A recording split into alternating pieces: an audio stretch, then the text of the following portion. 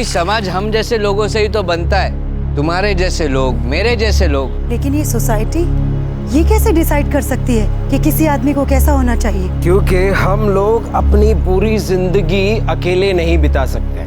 हमें जरूरत है लोगों की, रिश्तेदारों की, दोस्तों की, कलीग्स की। क्यों? कशाला? आपल्याला एक्सेप्टेंस हवे आहे। ऐसे समाज का क्या मतलब है जो एक इंसान को अपनी मर्जी से जिंदगी जीने की आजादी भी नहीं देता? क्या बात है, तेरे मन में क्या चल रहा है? मैं कुछ कहना चाहती लेकिन समझ नहीं आ रहा कि कैसे कहूं। मैं एक एक्सेप्टेंस चाहती हूं लेकिन डरती हूं कि क्या ये समाज मुझे एक्सेप्ट करेगा।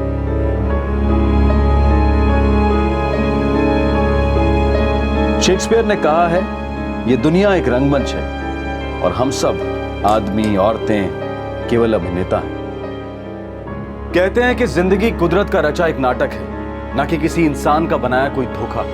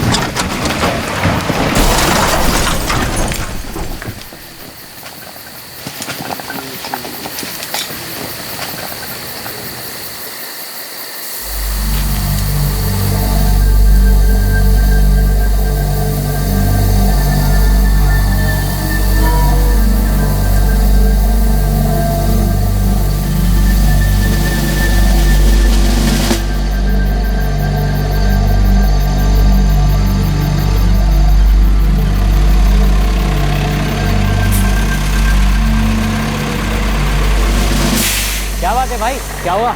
यार हमने ना एक कार को इस घाट से अभी नीचे गिरते हुए देखा है। हमारे पास फोन नहीं है तो पुलिस को फोन कर देगा। भाई यार मदद कर दे, किसी की जान बच जाएगी।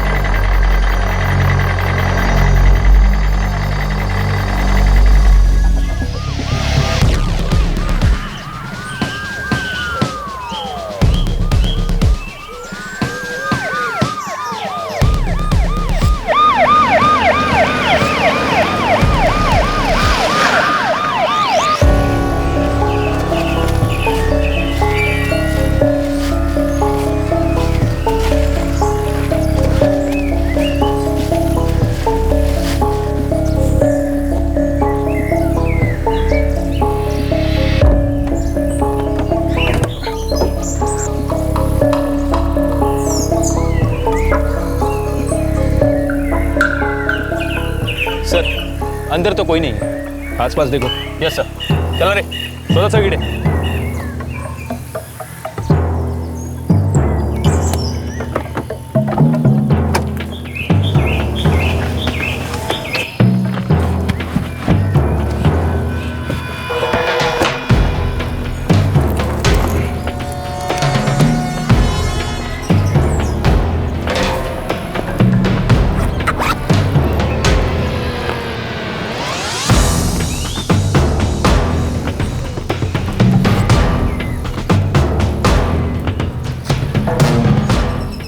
नंदिता करमरकर।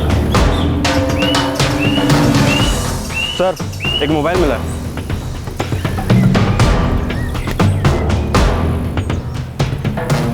सिम कार्ड नहीं है।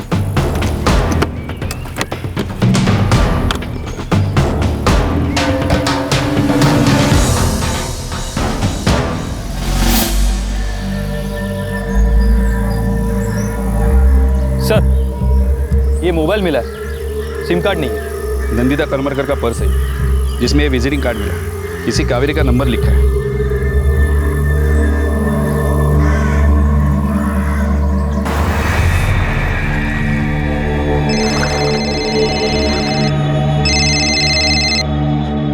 हेलो हेलो कावेरी, हाँ बोलते हैं, कौन बोलता है? कसारा पुलिस से सब इंस्पेक्टर अविनाश काली।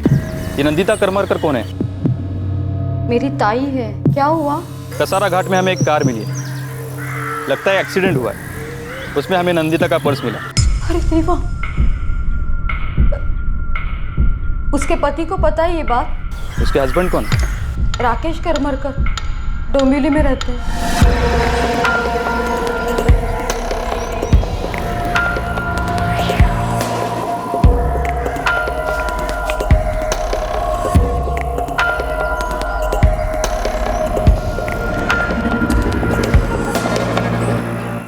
क्या? ये नहीं हो सकता। नंदिता नासिक जाने के लिए ट्रेन से निकली थी। वो सब कुछ मुझे नहीं पता। कसारा पुलिस का फोन आया था। ये कैसे हो सकता है? सर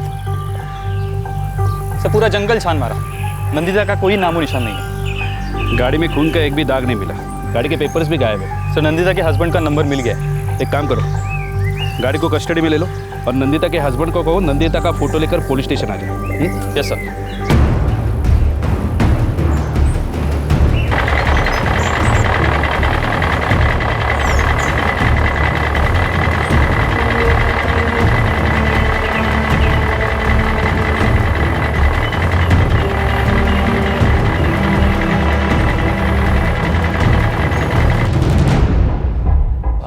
डैड, मैं भी चलता हूँ आपके साथ।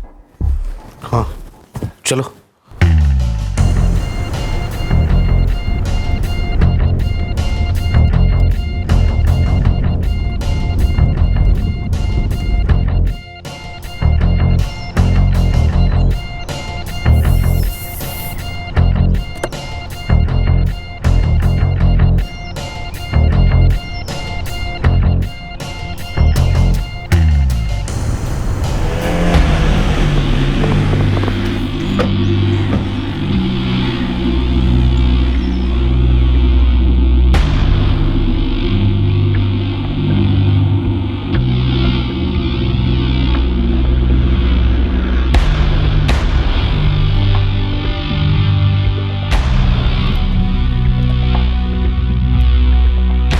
हाँ सर, ये मेरी वाइफ का ही फोन है। लगता है कार का एक्सीडेंट हुआ, लेकिन नंदिता जी हमें कहीं नहीं मिली। जिस कार का एक्सीडेंट हुआ है क्या वो उनकी है? नहीं सर, हमारे पास तो सिर्फ एक ही कार है जिससे हम अभी यहाँ आए हैं। और नंदिता तो कल शाम को ट्रेन से नासिक के लिए निकली थी। नंदिता करमरकर, उम्र 44 साल, कद 5 फुट 6 इंच, एक्सीडेंट विक्टिम है, फोटो फैक्स कर दें।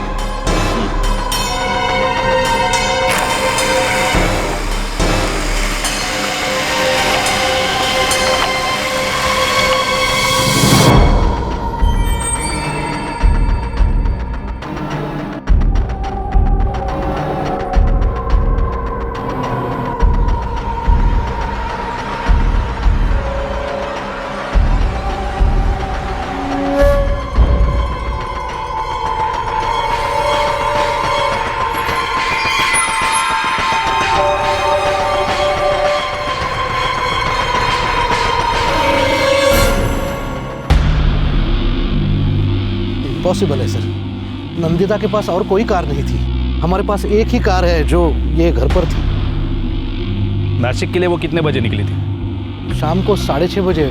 मैंने खुद उसे कल्याण स्टेशन पर छोड़ा था।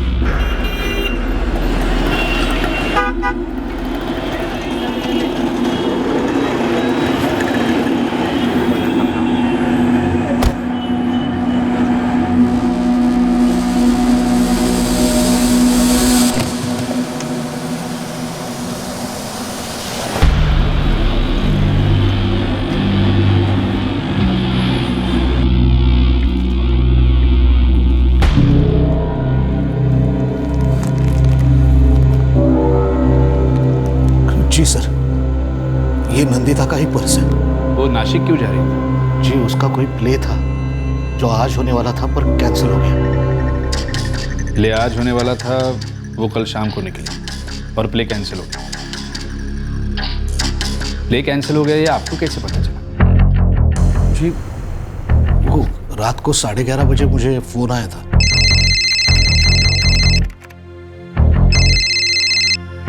हेलो। राकेश जी। जी। राकेश जी, मैं परचूरे बोल रहा हूँ। वो जो नंदिता जी का प्ले होने वाला था ना, वो कैंसिल हो गया है। लेकिन वो तो पंचवटी एक्सप्रेस से नासिक के लिए निकल चुकी है, अब तक तो पहुंचने वाली होगी। ठीक है, मैं उनको रिसीव कर लूँगा और ये इन्फॉर्मेशन भी दे दूँगा।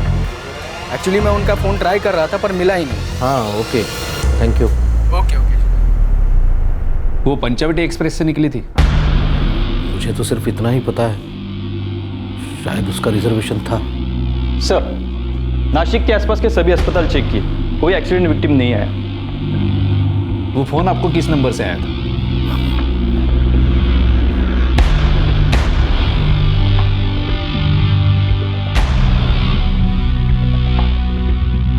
जिस जगह पर कार का एक्सीडेंट हुआ था उसके आसपास नंदिता करमरकर कहीं नहीं मिली थी, लेकिन उसका पर्स और उसका मोबाइल फोन उसी कार में मिला था। फिर वो कहां गायब हो गई?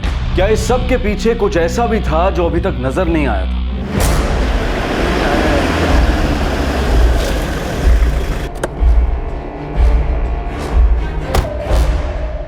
साहब अभी कैसे बताऊं मैं आपको, यहाँ कितने लोग फ़ोन करने आते हैं, अब मैं किस किस को याद रख सकता हूँ साहब। उसने रात 11:30 बजे यहाँ से फ़ोन किया था। सब कुछ याद नहीं आ रहा साहब। सर ये हमारा बेटा है सचिन, मैं एक सॉफ्टवेयर कंसल्टेंट हूँ और घर से ही काम करता हूँ। मिस्टर करमरकर, आपकी बीवी गायब है। हो सकता है उन्हें किडनैप किया गया हो। ये नहीं हो सकता सर, उसकी किसी से कोई दुश्मनी नहीं थी। ये तो इन्वेस्टिगेशन के बाद ही पता चला, लेकिन ऊपर से ऐसा लग रहा है कि कहीं कोई गड़बड़ जरूर है। आप अभी एक मिसिंग कंप्लेंट फाइल कर दीजिए और ये कंप्लेंट आपको डोंबिवली पुलिस स्टेशन में करनी होगी, जहां उन्हें आखिरी बार देखा गया।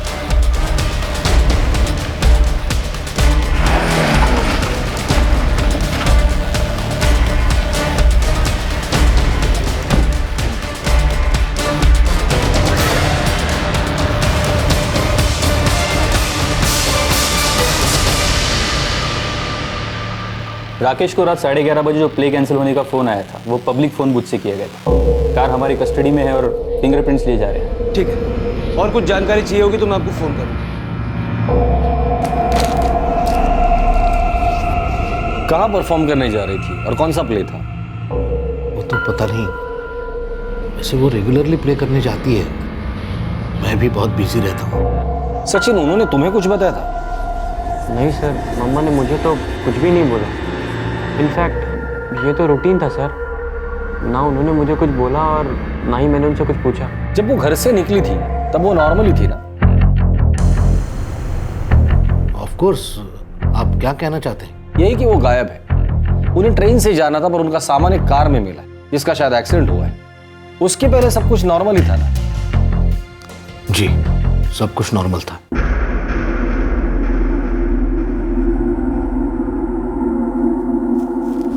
चलें? चलो।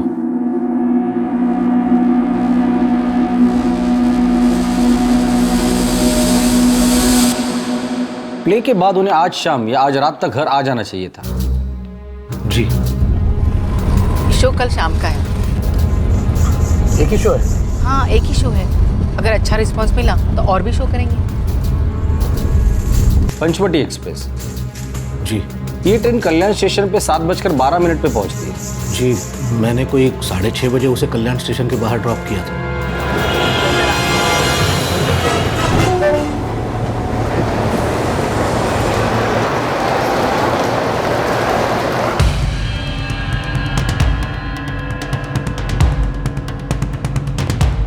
नहीं सर, नंदिता करमरकर के नाम से 3 जनवरी 2014 को पंचवटी एक्सप्रेस में कोई भी रिजर्वेशन नहीं है। मुझे नहीं पता, अगर वो बिना रिजर्वेशन के गई हो तो। वो ज्यादातर ऐसे ही ट्रैवल करती है। नहीं, ऐसा मुझे तो नहीं लगता, क्योंकि उनके नाम से ट्रेन में कोई रिजर्वेशन था ही नहीं। सर, नंदिता के फोन की लास्ट लोकेशन कसारा घाट के आसपास ही थी। 10:30 बजे फोन बंद हो गया था।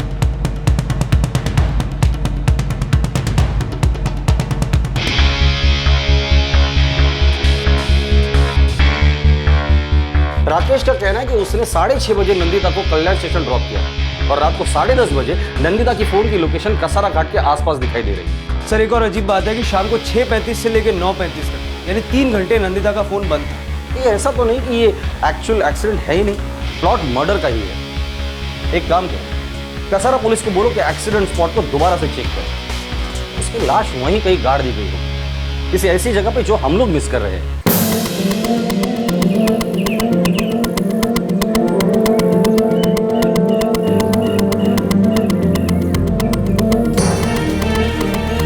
ध्यान से देखो, कहीं कोई खुदाई का निशान मिले, ठीक से देखो वहां पे।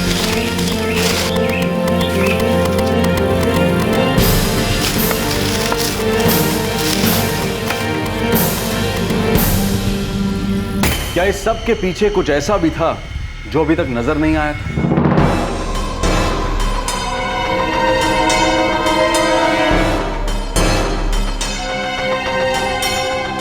कार में फिंगरप्रिंट्स मिले हैं और वो साफ नहीं है। अंदर किसी से हाथापाई या कोई स्ट्रगल का निशान? नहीं, कार के अंदर शक करने जैसा कुछ भी नहीं है। स्ट्रगल होती तो दरवाजे या कहीं फुटप्रिंट्स के निशान जरूर मिलते। सर लेकिन ये स्ट्रगल गाड़ी के बाहर भी तो हो सकती है। ऐसा भी तो हो सकता है कि इस गाड़ी का यूज सिर्फ उसे वहां ले जाने के लिए किया गया। एक्सीडेंट की खबर हमें किसी ट्रक ड्राइवर ने दी थी। यस ठीक है, सबसे पहले हमें ये चेक करना होगा कि नंदिता करमरकर कौन सा प्ले करने जा रही है और उस ट्रक ड्राइवर ने एग्जैक्टली क्या देखा। सर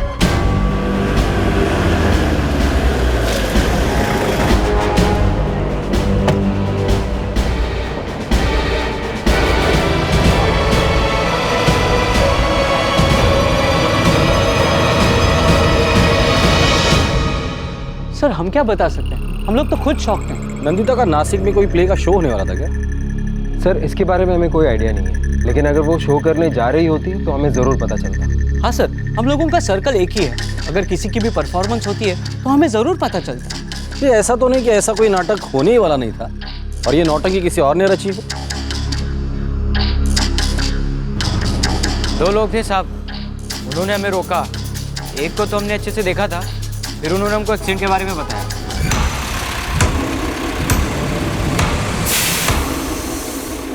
नहीं साहब, रात का टाइम था इसलिए हम लोग ठीक से देख नहीं पाए उनको। साहब जिसने पहले आके बात की थी ना, वो एक जवान लड़का था। यार अभी हमने ना एक कार को घाट से नीचे गिरते हुए देखा है।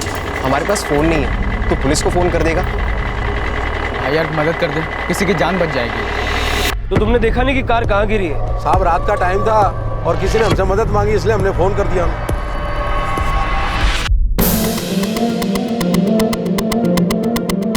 सर सभी थिएटर चेक कर लिए, सारे ग्रुप से बात कर ली, किसी को भी नहीं पता कि नंदिता करमरकर कौन सा प्ले करने जा रही है। मुझे शक है कि नंदिता नासिक में कोई प्ले करने जा भी रही थी या नहीं। वैसे शक करने वाली बहुत सी बात है, और जो कुछ राकेश के हिसाब से हुआ उसमें भी मुझे गड़बड़ लगी। और हाँ सर, उस ट्रक ड्राइवर और क्लीनर से भी बात हो गई। उन 2 लड़कों ने एक्सीडेंट की इन्फॉर्मेशन दी थी, हालांकि मैं उन्हें ठीक से देख नहीं पाया। गाँवकर, इसके पीछे मुझे बहुत बड़ी साजिश लगती है। ये एक्सीडेंट होना, औरत का गायब हो जाना, कोई तो है जिसने ये सारा गेम प्लान किया।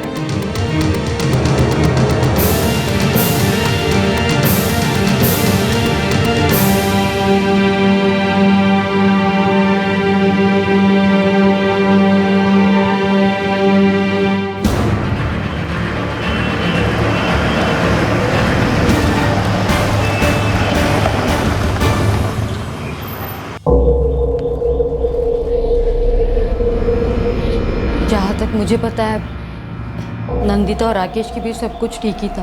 देखिए एक बात का हमें लगभग पक्का यकीन है कि वो प्ले के लिए तो नहीं गई थी। नंदिता की पहली शादी काफ़ी जल्दी हुई थी, लेकिन टूट भी जल्दी गई थी। मतलब राकेश उसका दूसरा हस्बैंड? जी, नंदिता को उसकी पहली शादी से एक बेटी भी हुई, आरती। फिलहाल आरती कहाँ है? वो अलीबाग में रहती है। उसने नंदिता की मर्जी के खिलाफ शादी की थी। वैसे राकेश और नंदिता की भी लव मैरिज थी, उनको एक बेटा भी है 20 साल का, सचिन। लेकिन मुझे नहीं लगता कि शादी के 21 साल के बाद उन दोनों में अचानक कोई प्रॉब्लम हुई होगी। कोई ना कोई वजह तो होगी। हमें शक है कि नंदिता को कहीं कुछ हो ना गया। सर राकेश के फोन रिकॉर्ड में कोई भी शक करने वाली बात नहीं। 3 जनवरी की शाम राकेश की क्या मूवमेंट थी? कल्याण तक गया था और फिर घर वापस आ गया। हो सकता है ये प्लान उसने किसी के साथ मिलकर किया। सर एक नंबर है जिस पर उसकी लगातार बातचीत होती रही है। अपनी वाइफ से भी ज्यादा इस नंबर पर बात हुई है। कौन है? सर नंबर है 4443214556, प्रगति बेलगाम से। कई बार मैंने उन दोनों के बीच में झगड़े की आवाज सुनी थी, लेकिन हर पति पत्नी में ऐसा झगड़ा तो होता ही रहता है। इसका मतलब ये तो नहीं कि वो दोनों अलग हो जाए। अभी नंदिता मैडम की पर्सनल लाइफ के बारे में मेरे को कैसा मालूम होगा ना साहब। लफड़ा किसी के साथ है या नहीं ये पता नहीं। हाँ, उनके घर में थोड़ी अनबन चल रही थी, ये बात सच है। मैं मेकअप कर रहा था तभी मैंने सुना। क्या सुना? जस्ट लीव इट राकेश, मैं इतना सब कुछ नहीं कर सकूंगी। Same here. अब मुझे नहीं लगता कि सब कुछ ठीक हो जाएगा।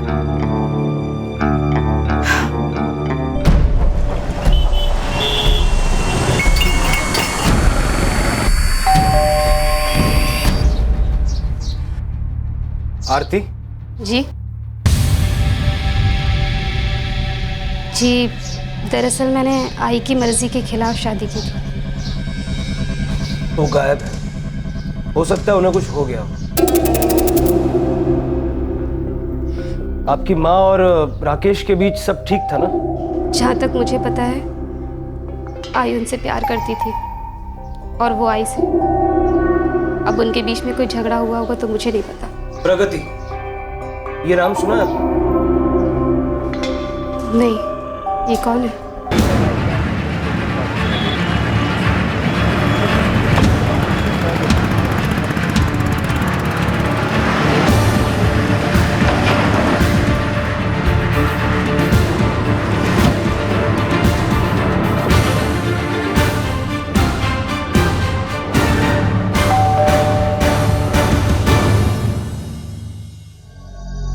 प्रगति जी, मैं राकेश की अच्छी दोस्त हूँ। सिर्फ अच्छी दोस्त है या उससे कुछ ज्यादा? हमने पूरे कॉल रिकॉर्ड्स चेक किए। पिछले 1.5 साल से आप राकेश के लगातार टच में। आप राकेश को कैसे पहचानती हैं? जी, हम एक सोशल नेटवर्किंग साइट पे मिले थे और हम अच्छे दोस्त बन गए। एक्चुअली हम दोनों एक दूसरे को पसंद करते हैं। सीधा साधा सवाल पूछ रहा हूं, क्या आपका और राकेश का अफेयर चल रहा है? क्या?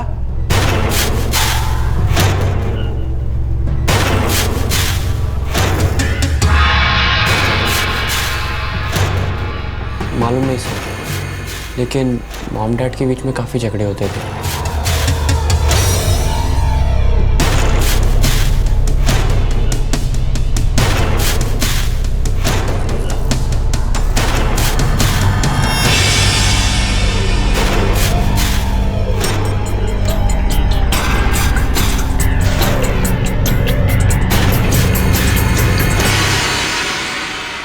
लेकिन सर, इसका मम्मा के गायब होने से कुछ लेना देना नहीं हो सकता। 5 दिन हो गए, तुम्हारी मम्मी की कोई खबर नहीं है।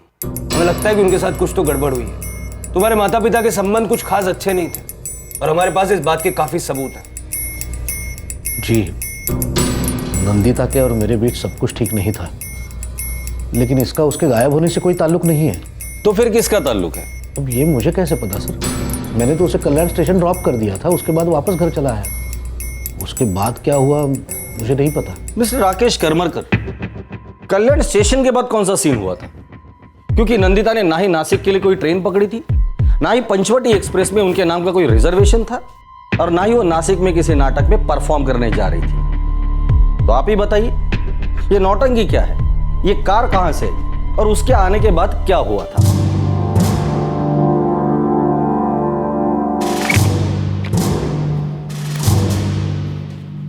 MHX14567 इस कार के पेपर्स मिल गए हैं।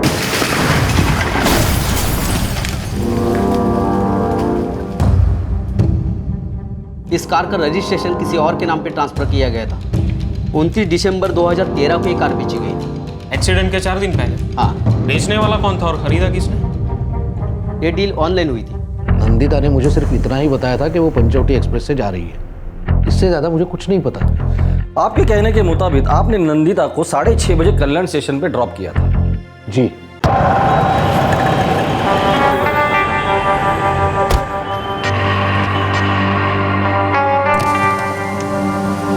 6:35 से लेकर 9:35 तक फोन स्विच ऑफ था और फिर ऑन किया गया। तब लोकेशन थी मुंबई नासिक हाईवे। फिर रात को 10:30 बजे फोन स्विच ऑफ किया गया और तब लोकेशन थी कसारा घाट के आसपास। ये मुझे कैसे पता? मैं नहीं था। 11:30 बजे आपको कॉल आता है नासिक से, ये बताने के लिए कि प्ले कैंसिल हो गया क्योंकि नंदिता का फोन स्विच ऑफ आ रहा था। हाँ, मुझे फोन आया था। कमाल की बात है, पंचवटी एक्सप्रेस 7:12 को कल्याण स्टेशन से निकलकर रात 9:30 बजे नासिक पहुंच जाती है। आपको 11:30 बजे कॉल आया था ये बताने के लिए कि नंदिता का फोन स्विच ऑफ है, जबकि ट्रेन शेड्यूल के हिसाब से नंदिता को 9:30 बजे नासिक पहुंच जाना चाहिए। पहुंचने के शेड्यूल टाइम के लगभग 2 घंटे के बाद आपको कॉल आया था। आपको अजीब नहीं लगा? चिंता नहीं हुई नंदिता की?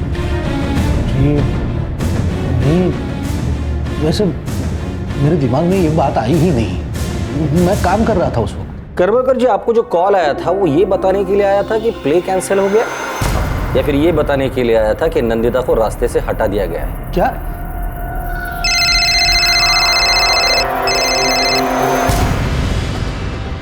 हाँ गावड़े बोल। सर MH X14567 इस गाड़ी को 29 दिसंबर 2013 को ऑनलाइन बेचा गया था। आशीष मखीजा ने बेचा और किसी अशोक कुमार नाम के आदमी ने खरीदा था। हम दोनों को खोजने की कोशिश कर रहे हैं सर। ठीक है, ये अशोक कुमार कौन है? अशोक कुमार? कौन है ये अशोक कुमार? 29 दिसंबर 2013 को इस अशोक कुमार ने किसी आशीष मखीजा से ऑनलाइन तुम्हारे लिए कार खरीदी, जिसमें शायद नंदिता ट्रैवल कर रही थी और जिसका एक्सीडेंट हुआ है। सर ये आप क्या बोल रहे हैं? ना ही मैं अशोक कुमार को जानता हूँ, ना ही आशीष मखीजा को। सर सच में मुझे पता नहीं नंदिता कहाँ गई और उसके साथ क्या हुआ। बहुत ही शातिर तरीके से सब कुछ प्लान किया गया था और अंजाम दिया गया था, लेकिन इस साजिश के पीछे आखिर था कौन? इस योजना के सिरे तो उधड़ रहे थे, लेकिन उन्हें बुनने वाला अभी तक सामने नहीं आया था। जी हाँ, मैंने अपनी कार एक ऑनलाइन वेबसाइट के थ्रू बेची थी।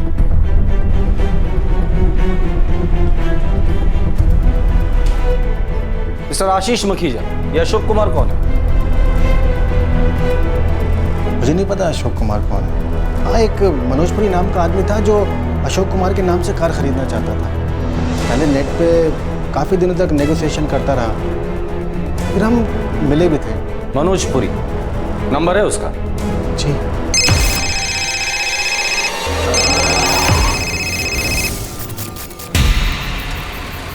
क्या बात है भाई? यार अभी हमें ना एक कार को घाट से नीचे गिरते हुए देखा है। हेलो, मनोज पुरी बोल रहे हैं? बोल रहा हूँ। PSI Atul Gaonkar, Dombivli police station. जी सर। 29 दिसंबर को आपने आशीष मखीजा से एक ऑनलाइन कार खरीदी थी? जी हाँ सर। अगर ऐसा है तो फिर आप नंदिता करमरकर को जरूर जानते होंगे। नंदिता करमरकर? जी सर, मैंने इनके बारे में न्यूज़पेपर में पढ़ा है। हम आपसे बात करना चाहते हैं। क्या आप खुद पुलिस स्टेशन आएंगे या हमें आपको उठाना पड़ेगा?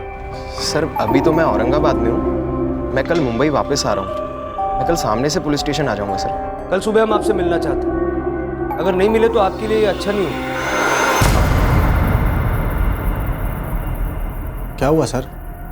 आपने जो कार बेची थी उसका एक्सीडेंट हो गया और तब से एक्ट्रेस नंदिता करमरकर गायब है और हमें लगता है कि कोई जुर्म हुआ है। सर न्यूज़पेपर में पढ़ा मैंने। मिस्टर मखीजा, जब तक हम नहीं कहते आप ये शहर छोड़ के कहीं नहीं जाए। जी सर। नहीं यार, आज मैं कॉलेज नहीं आऊँगा।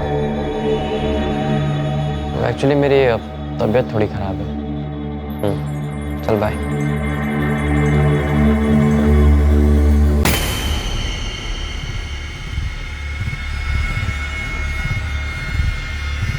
सचिन,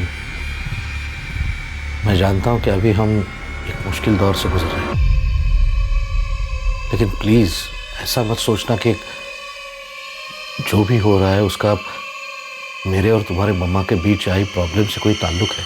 डैड, मैं समझता हूँ और मैं ये भी जानता हूँ कि आप उस दिन मम्मी को कल्याण स्टेशन छोड़ने गए थे, लेकिन ये समझ में नहीं आ रहा है कि अगर उस दिन मम्मी का कोई प्ले ही नहीं था तो फिर मम्मी ने झूठ क्यों बोला?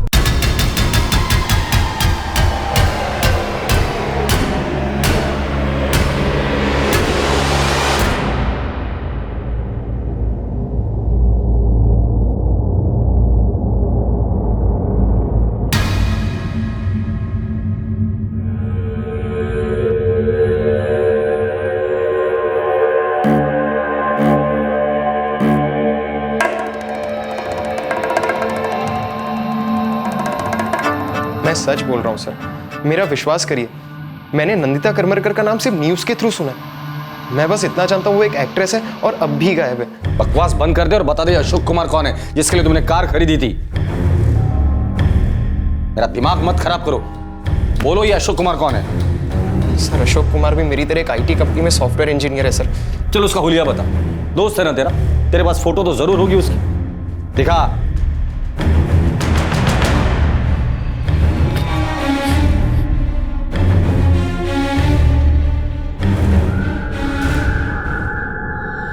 राकेश जी, मैं परचूरे बोल रहा हूँ।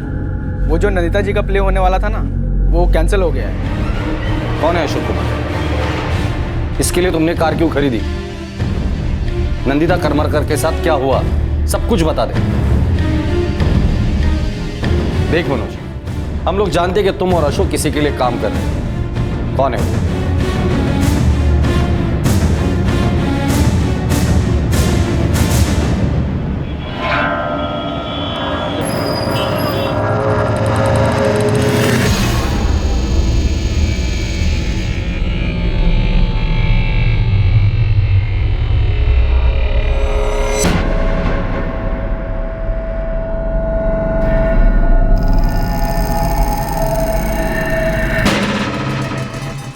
ये न्यूज़ सुर्खियों में आ गई है, बहुत हल्ला हो गया है। ठीक है।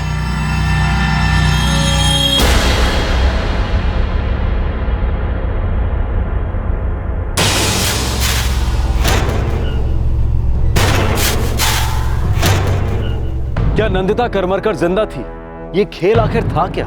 देख मनोज, बता दे कौन है वो जिसने ये सारी प्लानिंग की थी। मैंने तो वही किया जो अशोक ने मुझे करने के लिए बोला सर। उसने तुम्हें इस काम के लिए कितने पैसे दिए थे?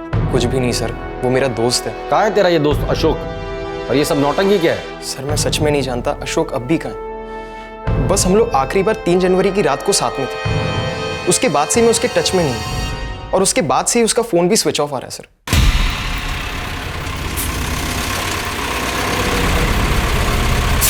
क्या बात है भाई, क्या हुआ? यार अभी हमने ना एक कार को घाट से नीचे गिरते हुए देखा है। हमारे पास फोन नहीं है, तो पुलिस को फोन कर देगा। भाई मदद कर दो, किसी की जान बच जाएगी। अशोक का नंबर बताओ।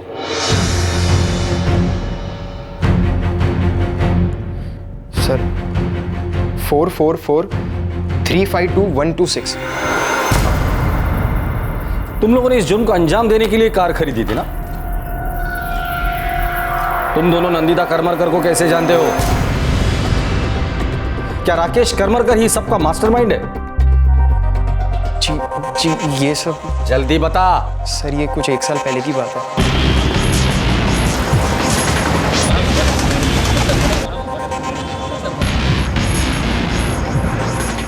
अशोक और मैं क्लासमेट थे, रूममेट भी थे, हम अच्छे दोस्त थे। ये नंदिता करमरकर बीच में कहां से आ गई? प्रीति। प्रीति? अब ये प्रीति कौन है?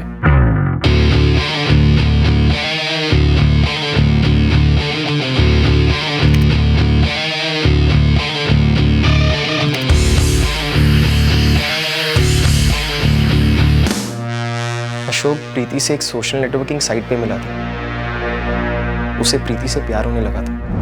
वो मुंबई से है। और तुझे उससे चैट करके प्यार हो गया? बहुत इंटरेस्टिंग बातें करती है यार, और उसने मुझे कहा है नेक्स्ट टाइम वो मुझे अपना नंबर देगी तो मैं उसे कॉल करूँगा। ओ मेरी जान, संभल के, कहीं फ्रॉड ना हो। यार वो बहुत खूबसूरत है, मैं तो मतलब हमेशा दिन भर उसके बारे में सोचता रहता हूँ यार।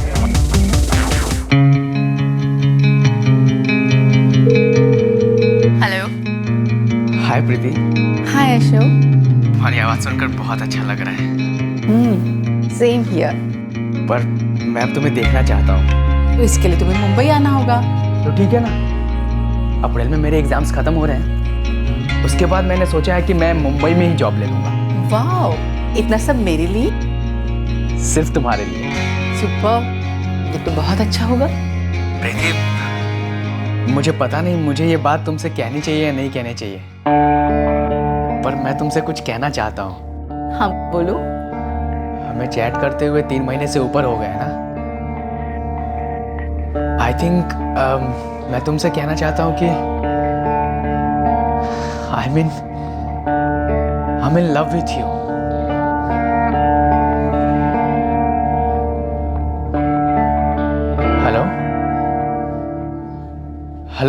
प्रीति देखो, फोन मत रखना। हेलो। नहीं, मैं सुन रही हूँ। आई होप कि मेरी ये सब बातें सुनकर तुम्हें बुरा नहीं लगा होगा। नहीं, ऐसा कुछ नहीं है। और ये प्रीति नंदिता की रिश्तेदार है? नहीं सर, हमारी पढ़ाई खत्म होते ही हमें मुंबई में जॉब मिल गई थी। तब तक अशोक और प्रीति एक दूसरे के प्यार में थे। रोजाना एक दूसरे से बात किया करते थे और पहली बार एक दूसरे से मिलने भी वाले थे।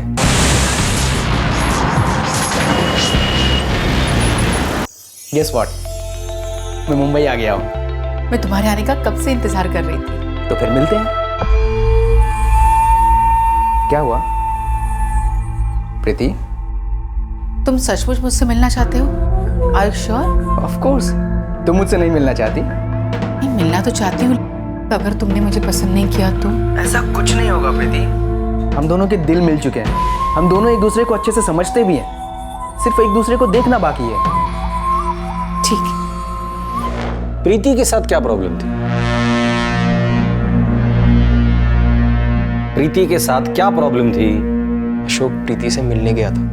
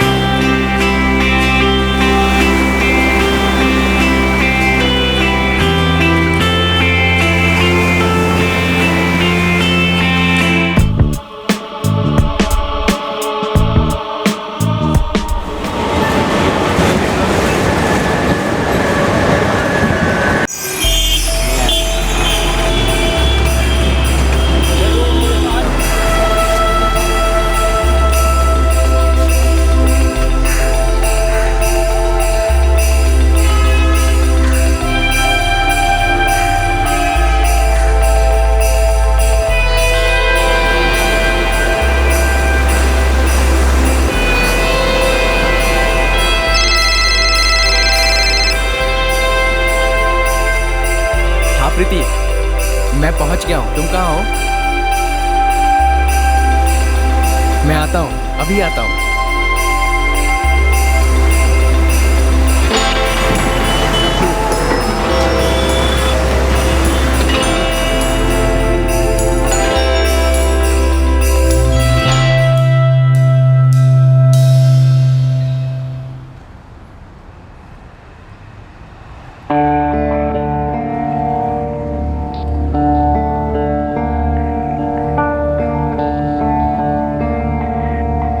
हाय Ashok.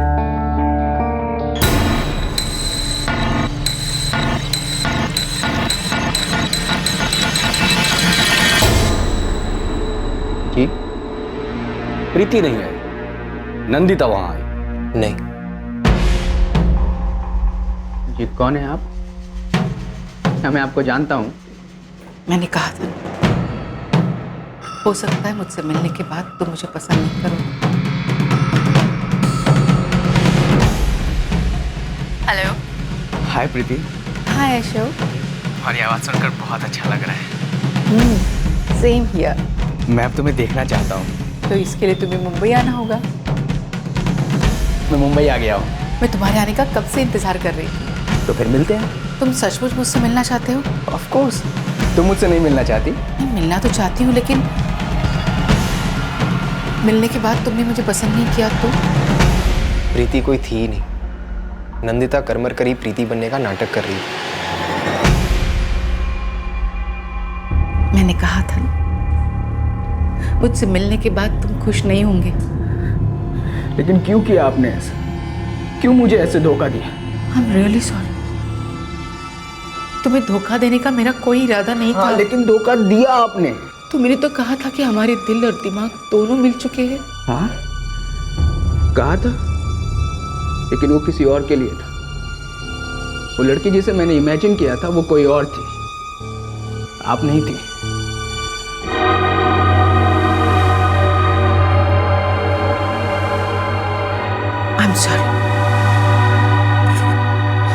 I am very sorry, लेकिन जिस तरह से तुम मुझसे प्यार करने लगे थे वैसे ही मुझे भी तुमसे प्यार हो गया था। नहीं, मैं प्रीति नाम की लड़की से प्यार करता था और आज जाकर मुझे पता चला है कि प्रीति जैसी कोई लड़की थी ही नहीं। आई एम सॉरी, मैं दिल से माफी मांगती हूँ। माना कि प्रीति नहीं है पर प्यार है।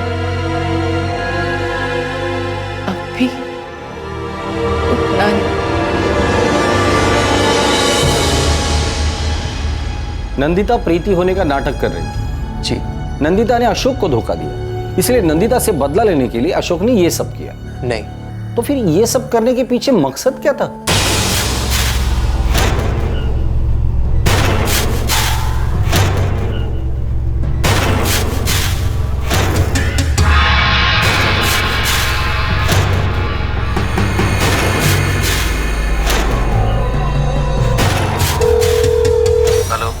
तुमने ये मिसिंग कंप्लेंट क्यों दर्ज करा दी?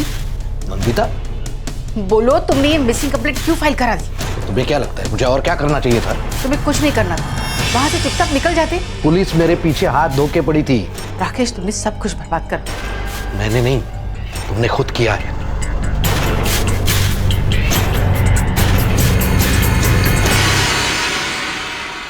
एक प्रेम कथा का स्वांग, एक दुर्घटना का स्वांग।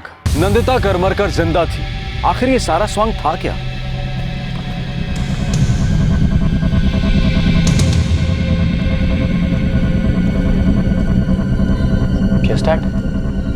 क्या हुआ? सचिन, मैं तुम्हें कुछ बताना चाहता था। कहिए। तो अशोक ने नंदिता को मारा और एक दोस्त होने के नाते तुमने उसका साथ दिया। सर, नंदिता को ना अशोक ने मारा और ना ही मैंने। तो फिर किसने मारा? सर, नंदिता को किसी ने नहीं मारा। क्या बकवास कर रहे हो? अगर नंदिता को किसी ने मारा नहीं तो फिर वो है कहाँ? सर, वो मुझे नहीं पता। मतलब वो जिंदा है? जी।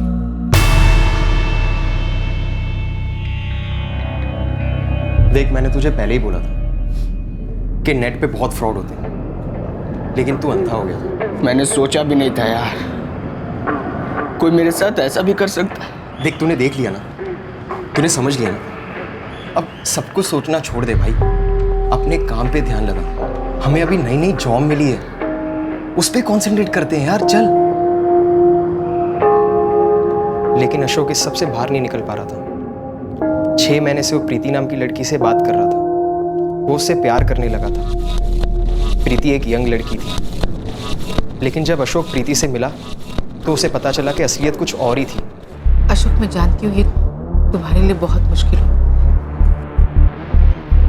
लेकिन जब तुम मुझे भूल जाओगे तो सब ठीक हो जाएगा। नहीं हो रहा ना, इतना आसान नहीं है ये सब कुछ।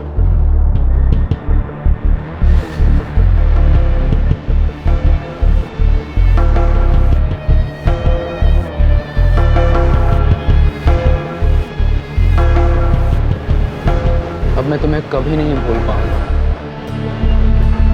अशोक, तुम 25 साल के और मैं 44 साल की हूँ। पता नहीं मैं तुमसे प्यार की उम्मीद कैसे लगा के बैठी। बहुत गलत किया मैंने, धोखा दिया है तुम्हें। लेकिन अब मैं तुमसे प्यार करता हूँ।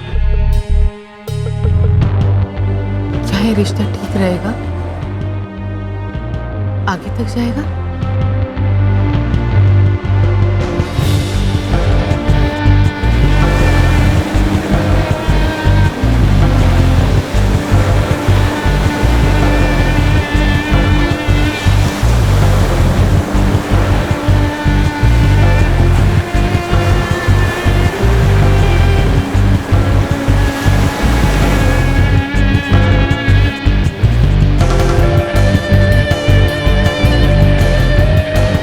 शादीशुदा हूं। मेरा एक बेटा है जो कि तुमसे कुछ ही साल छोटा है।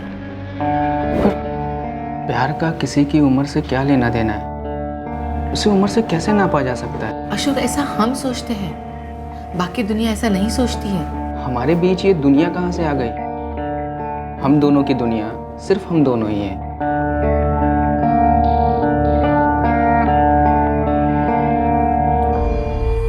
तू फिर उससे मिलने जा रहा है? तू पागल हो गया क्या? वो ना जाने तेरे से उम्र में कितनी बड़ी है।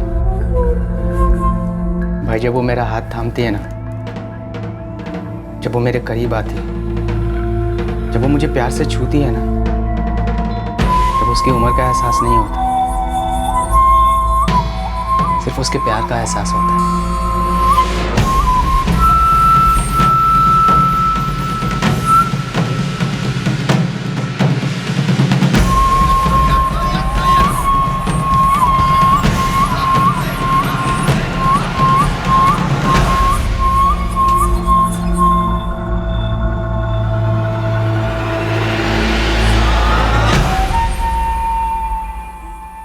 बहुत खूबसूरत लग रही थी तुम। तुम्हारे प्यार की वजह से। अशोक, हाँ भाई तू अपने माँ बाप से क्या कहेगा कि अपने से 20 साल बड़ी औरत के साथ तू शादी करने जा रहा है? बोल दूंगा। क्या वो मानेंगे? भाई मैंने तो अपना मन बना लिया है। वो एक शादीशुदा औरत है, उसका लगभग हमारी एज का लड़का है। तू क्या पागल हो गया? मैं उसे चाहता हूँ मनोज, आई लव हर। मुझे उसकी उम्र की परवाह नहीं है, मैं उसे प्यार करता हूँ और मेरे लिए इतना ही काफी है।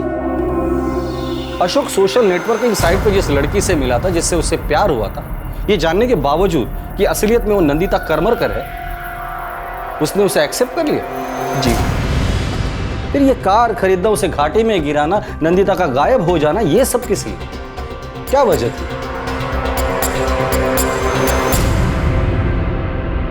कहानी सामने आ चुकी थी, लेकिन साजिश पर से पर्दा उठना भी बाकी था। वो अब भी एक रहस्य ही थी। इस कहानी के लेखक के मन में आखिर था क्या?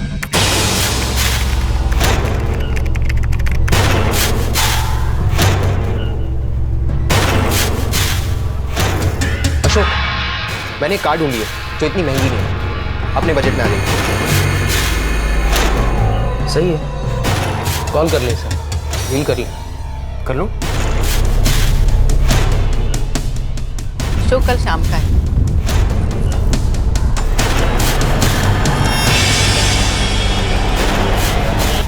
कार से निकलते मोबाइल स्विच ऑफ कर दें।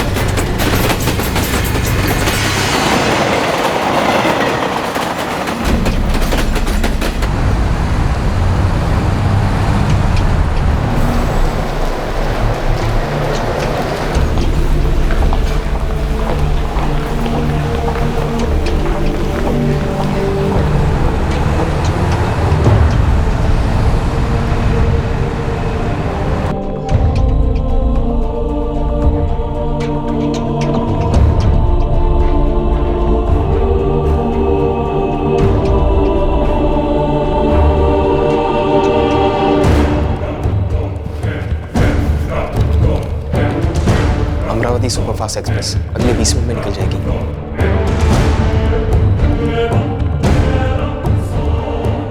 Let's move.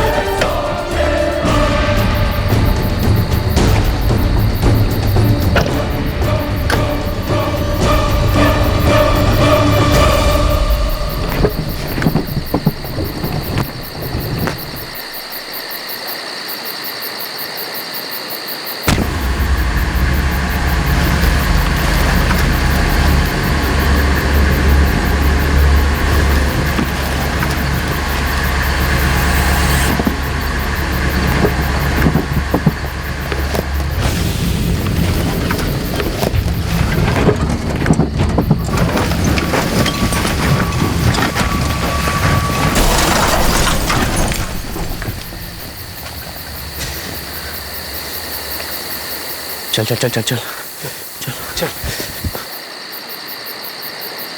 सब कुछ प्लान किया गया था, हर चीज इस नाटक को अंजाम देने के लिए रची गई थी। नंदिता नासिक चली गई थी। जी सर। अशोक कहाँ है? सर नहीं मालूम, मैं उसके टच में नहीं हूँ। इस वक्त वो दोनों कहाँ हैं? सर मैंने कहा मुझे कुछ नहीं पता। अब ये सारा नाटक समझ में आ रहा है मुझे। ये नहीं समझ में आ रहा है कि इसकी जरूरत क्या थी। सर मुझे नहीं मालूम। अशोक मेरा दोस्त था, नंदिता के प्यार में था।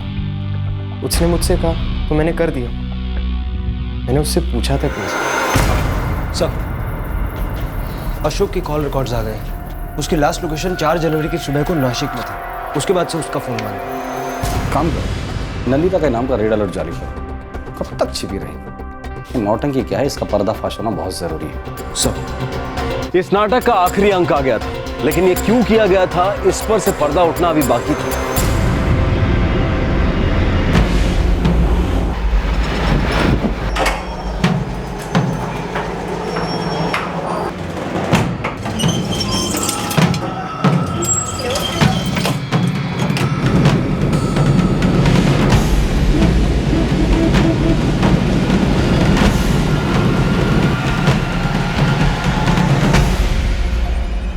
एक्सक्यूज मी, कहाँ जा रहे हैं? मुझे कमिश्नर सर से मिलना है। क्या बात है, और कौन है आप?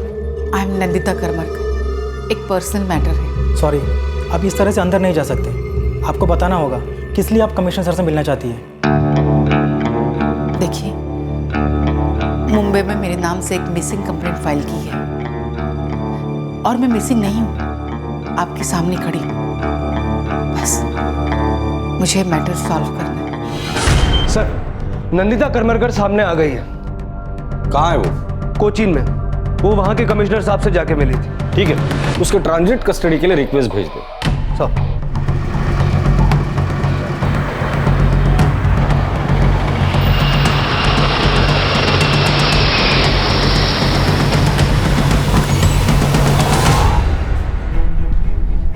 वेलकम नंदिता जी, हम आपका ही इंतजार कर रहे हैं। बैठिए।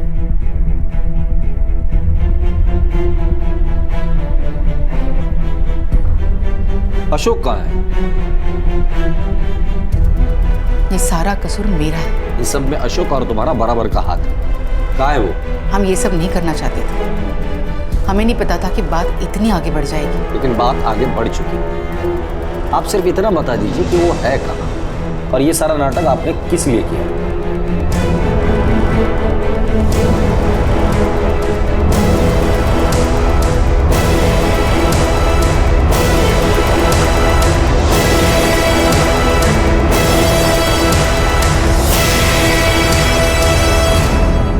राकेश मुझसे तंग आ गए थे और शायद मैं भी उनसे तंग आ गई थी। हमारे शादीशुदा जिंदगी का कोई मतलब नहीं रह गया था। हमें एक दूसरे से कोई लेना देना नहीं था। उन्हें शायद कोई और मिल गई थी। उन्होंने ऐसा मुझे कभी बताया नहीं, लेकिन मैंने महसूस किया और मुझे भी कोई मिल गया था। अशोक है कहाँ वो? ये सही नहीं था। फिर भी मैं अशोक से प्यार करने लग गई थी और मेरी सच्चाई जानने के बाद भी वो मुझसे प्यार कर रहा था। ये मुश्किल था, बहुत ही मुश्किल था, लेकिन हमें एक दूसरे से प्यार हो गया। अशोक मुझसे बहुत छोटा है, लेकिन प्यार उम्र देखकर नहीं होता है। नंदिता जी, ये सब नाटक करने की क्या जरूरत थी? अपने पति से तलाक ले लेती थी। वैसे भी तुम दोनों के संबंध ठीक नहीं थे। प्रॉब्लम वो नहीं थी। प्रॉब्लम ये थी कि मैं अपने बेटे को क्या मुंह दिखाऊं। वो अशोक से कुछ ही साल छोटा है। फिर मैं उसे कैसे उम्मीद करती कि वो हमारे इस रिश्ते को समझे, हमारे प्यार को एक्सेप्ट करे। इसलिए मैं अपनी इस पहचान को मिटाकर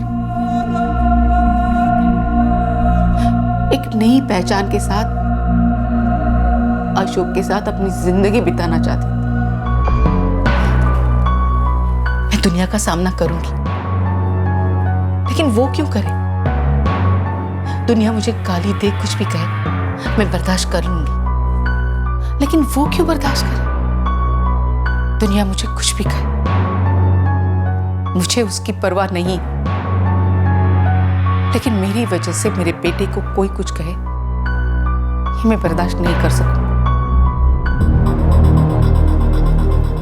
पर क्या तुम मेरे बिना जी सकोगी?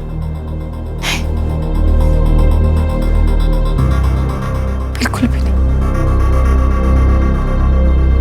मैं अपनी जिंदगी तुम्हारे साथ ही जीना चाहती हूँ, लेकिन मैं ये भी चाहती हूँ कि मेरा बेटा भी अपनी जिंदगी जी, हम दोनों ही खुश रहे। लेकिन कैसे? और ये तभी हो सकता था जब दुनिया को लगे कि मैं मर चुकी हूं।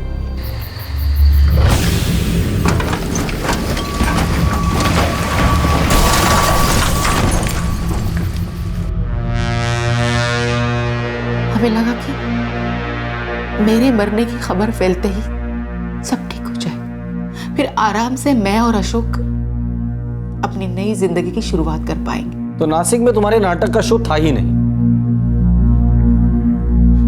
मुझे नहीं लगा था कि बात इतनी बढ़ जाएगी। राकेश को किसने फोन करके बताया कि नासिक में तुम्हारे नाटक का शो कैंसिल हो गया? अशोक ने? जी। सारा नाटक तुमने किया और हमें लगा था इस सबके पीछे राकेश का हाथ है। मुझे उनके लिए बहुत बुरा लग रहा है। इनफैक्ट मैंने कभी सोचा भी नहीं था कि लोग मुझे गुमशुदा समझेंगे और मुझे ही खोजने लगेंगे। मैं तो राकेश को बोल के आई थी कि मैं उन्हें हमेशा के लिए छोड़ के जा रही हूँ। मतलब राकेश जानता था कि तुम लापता नहीं हो?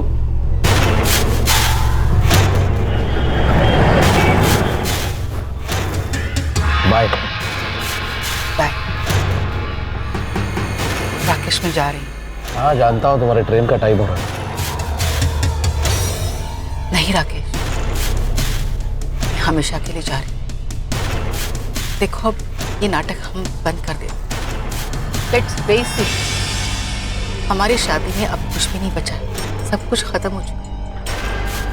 तो क्यों ना हम एक दूसरे को आजाद कर दें, ताकि हम अपनी जिंदगी अपने तरीके से जी सकें। अब मैं वापस कभी भी नहीं आऊँ। मेरा जो कुछ भी है मैं आपके लिए और सचिन के लिए छोड़ के जा रही हूँ। आई नो उसके लिए ये सब समझना इतना आसान नहीं, बहुत ही मुश्किल, पर आप उसे समझा दीजिए और प्लीज उसे अच्छी तरह से संभालिए और शायद सब कुछ ठीक कर दे।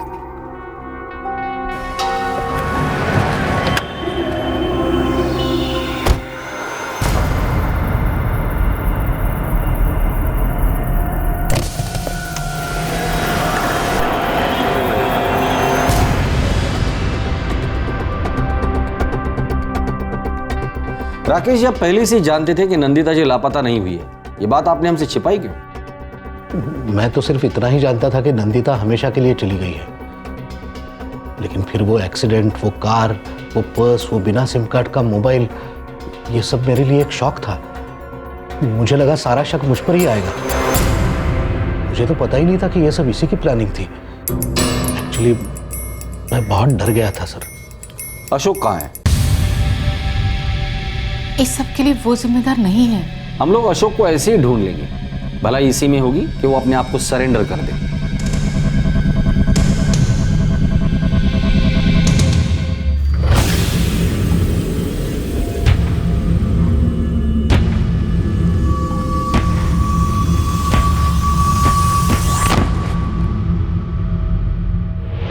सर, मिसिंग का भी केस नहीं बनता क्योंकि नंदिता तो मिल चुकी है। ना ही किडनैपिंग या मर्डर का केस है। सिर्फ एक गाड़ी डिस्ट्रॉय हुई है जिसे वो अशोक ने ही खरीदा था। सर, ये सारा एक नाटक था जो लिखा और खेला गया था। लेकिन यहाँ कोई क्राइम तो हुआ नहीं है। जी, क्राइम तो नहीं हुआ। केस क्लोज करो। जी।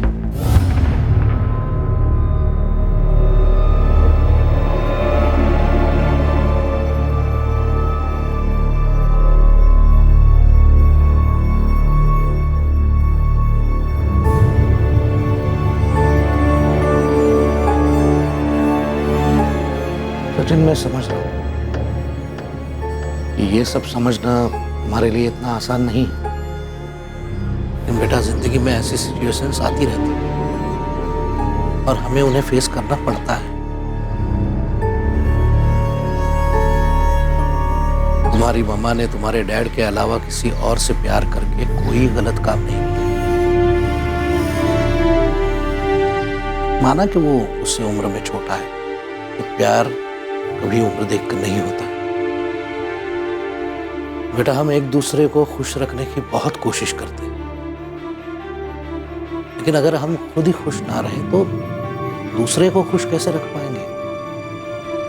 तुम्हारी मम्मा को भी खुश रहने का हक है, वही हक मुझे भी है, तुम्हें भी है, हम सबको है।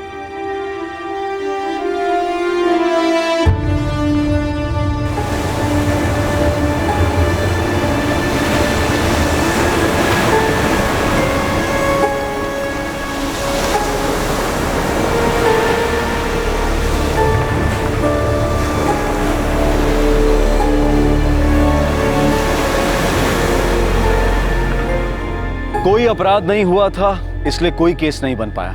मौत का ढोंग रचा गया था, लेकिन क्यों? उसकी क्या जरूरत थी? रिश्ता स्वीकार न किए जाने का डर था, दुनिया क्या कहेगी इसका डर था, अपने लोग क्या सोचेंगे इसका डर था। क्या कोई भी ये समझ पाएगा कि उन्होंने कोई जुर्म नहीं किया था?